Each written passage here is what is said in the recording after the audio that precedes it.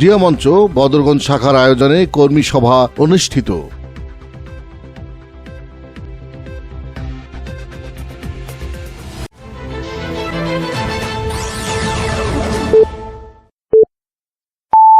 আসসালামু আলাইকুম। এমকে টেলিভিশনের নিয়মিত সংবাদে আপনাদের সবাইকে স্বাগত জানাচ্ছি আমি শারমিন মিনা।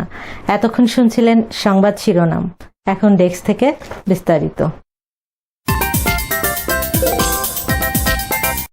রংপুরের বদরগঞ্জ উপজেলা 15 নং লোহানীপাড়া ইউনিয়ন মাঠের হাটে জিয়া মঞ্চ বদরগঞ্জ শাখার আয়োজনে এক কর্মী সভা অনুষ্ঠিত হয়। উক্ত কর্মী সভায় জিয়া মঞ্চের আহ্বায়ক বুলবুল আহমেদের সভাপতিত্বে প্রধান অতিথি হিসেবে উপস্থিত ছিলেন রংপুর জেলা বিএনপির সদস্য সচিব আনিসুর রহমান লাকু। প্রধান বক্তা হিসেবে উপস্থিত ছিলেন রংপুর বিভাগ জিয়া মঞ্চ কেন্দ্রীয় কমিটির সাংগঠনিক সম্পাদক মঈমউদ্দিন। বিশেষ বক্তা হিসেবে উপস্থিত ছিলেন রংপুর বিভাগ জিয়া মঞ্চ কেন্দ্রীয় কমিটির সহ সাংগঠনিক সম্পাদক Rajib Chowdhury.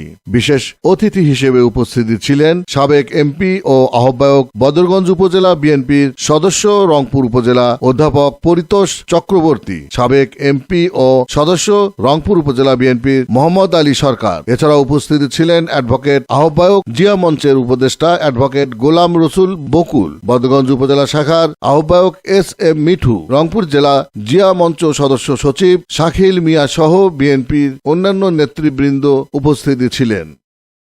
Iftekhar, news desk, MK television. শেষ করছি এমকে টেলিভিশনের নিয়মিত সংবাদ। এতক্ষণ সাথে থাকার জন্য সবাইকে ধন্যবাদ।